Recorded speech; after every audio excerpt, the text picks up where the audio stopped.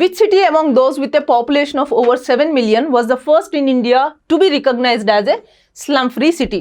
70 లక్షలకు పైగా జనాభా కలిగిన నగరాలలో భారతదేశంలో మొట్టమొదటిగా మురికివాడ రహిత నగరంగా ఏ నగరాన్ని గుర్తించబోతున్నారు అంటున్నారు. ఇక్కడ మనకు ఆప్షన్స్ ఏమిచ్చారు? సూరత్, ఇండోర్, అహ్మదాబాద్ అండ్ జైపూర్. సో ఇక్కడ స్లమ్ ఫ్రీ సిటీగా ఏ సిటీని రికగ్నైజ్ చేయబోతున్నారు అంటే అది గుజరాత్లో ఉన్న సూరత్ సిటీ అనమాట. సో ఒక డికేడ్ ఎగో చూసుకున్నట్టయితే సూరత్లో 38% ఆఫ్ ద స్లమ్స్ ఉండేవన్నమాట. కానీ ఇప్పుడు 2025లో చూసుకున్నట్టయితే అవి కాస్త 5%కి డిక్రీజ్ అయ్యాయి. ఎలా అయ్యాయి అంటే గవర్నమెంట్ ఇనిషియేటివ్స్ కావచ్చు, లేకపోతే అక్కడ లోకల్ బాడీస్ తీసుకున్న ఇనిషియేటివ్స్ కావచ్చు. మన ప్రధాన్ మంత్రి ఆవాస్ యోజన ఉంది, అంటే హౌసింగ్ ఫర్ ఆల్, అంటే టెంపరీ సెటిల్మెంట్స్ నుంచి వాళ్ళకి ఒక పర్మనెంట్ హౌసింగ్ ప్రొవైడ్ చేయడం అనమాట.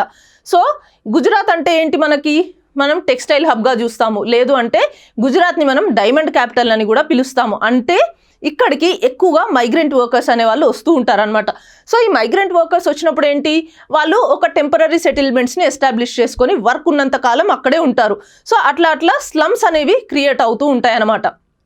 అండ్ మైగ్రెంట్ వర్కర్సే కాదు, అక్కడ ఉన్న వాళ్ళు కూడా పూరర్ సెక్షన్స్ ఎవరైతే ఉన్నారో వాళ్ళు కూడా స్లమ్స్లోనే ఉంటారు.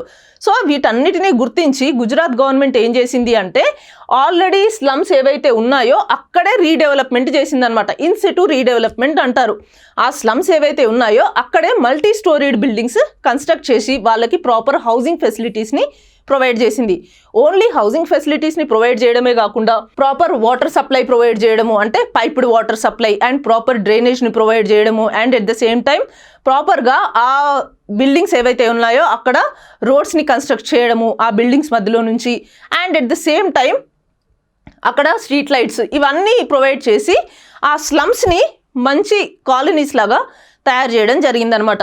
సో ఇవన్నీ చేయడం వల్లే ఇప్పుడు సూరత్ సిటీ ఏదైతే ఉందో అది స్లమ్ ఫ్రీ సిటీగా గుర్తించడానికి రికగ్నైజ్ చేయడానికి రెడీగా ఉందన్నమాట.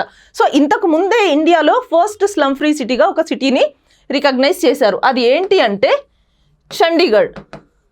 సో మరి ఆల్రెడీ చండీగఢ్ని స్లమ్ ఫ్రీ సిటీగా గుర్తించారు కదా, మళ్ళీ సూరత్ ఫస్ట్ సిటీ ఎలా అవుతుంది అంటే చండీగఢ్ సిటీ యొక్క పాపులేషన్ వచ్చేసి ఓన్లీ 10 lakhs అనమాట. కానీ సూరత్ సిటీ అది లార్జ్ సిటీ, ఒక అర్బన్ ఏరియా.